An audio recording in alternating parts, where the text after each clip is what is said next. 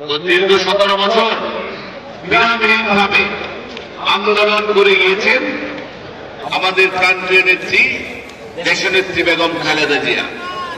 তারই ধারাবাহিকতা আমাদেরকে সঠিক নেতৃত্ব দিয়ে জুলাই আগস্ট গণঅভ্যুত্থানের মাধ্যমে ছাত্র জনতাকে সম্পৃক্ত করে বাংলাদেশের সার্বভৌমত্বকে রক্ষা করেছেন।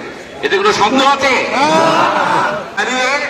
নিজের সত্তাকে সারা বিশ্বে জানান দেওয়ার নাম বাংলাদেশ জাতীয়তাবাদ।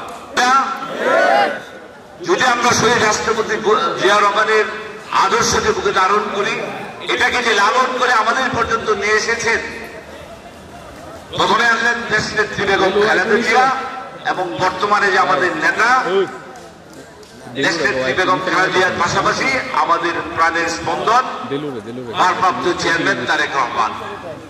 উনি 31 দফা কর্মসূচি দিয়েছেন। সেই কর্মসূচি কি রাষ্ট্র সংস্কার, কোন ব্যক্তি সংস্কার কিংবা ভাগ্য উন্নয়নের জন্য নয়। সামনের সময় অত্যন্ত কঠিন। এখানে বিভিন্ন ধরনের চক্রান্ত, সেটা দেশি এবং আন্তর্জাতিক, সব মিলে গভীর চক্রান্তের সম্মুখীন আমরা। আমাদেরকে সজাগ থাকতে হবে, নিজেদের মধ্যে অন্তর্কুন্দল কিংবা মনোমালিন্য একটু কমিয়ে নিয়ে আসেন, আমি অনুরোধ করব। আজকের এই প্রতিষ্ঠা বার্ষিকীর উপলক্ষে হলো আমি আপনাদেরকে অনুরোধ করব, নিজেদের মধ্যে দূরত্ব কমিয়ে নিয়ে আসেন এবং আমাদের একটা মাত্র উপায় বাঁচার, বাংলাদেশকে যদি বাঁচাতে চান সেটার একমাত্র শক্তি বাংলাদেশের জনগণ। এই জনভিত্তি বাংলাদেশের জাতীয়তাবাদী দলকে বাঁচিয়ে রেখেছে, তাই না? আমাদের কোনো পরাশক্তি আছে? আমাদের কোনো আধিপত্য শক্তি লাগে?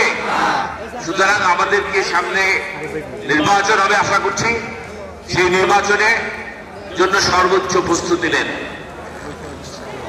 এত 17 বছর কষ্ট করেছেন, আর 6টা মাস কষ্ট করেন, মানুষের কাছে ভোট ভিক্ষা চান, মানুষের হৃদয় জয় করার চেষ্টা করেন। এবং আমাদের রাজনৈতিক শক্তিটা কিন্তু এখান থেকে উৎপত্তি হয়। সর্বশেষ আমি আপনাদেরকে আমার অন্তরস্থল থেকে, আমার সকল নেতৃবৃন্দের তরফ থেকে শ্রদ্ধাবোধ জ্ঞাপন করছি এবং আজকের এই প্রতিষ্ঠা বার্ষিকীর সংগ্রামী শুভেচ্ছা জানিয়ে আমি আমার বক্তব্য শেষ করছি।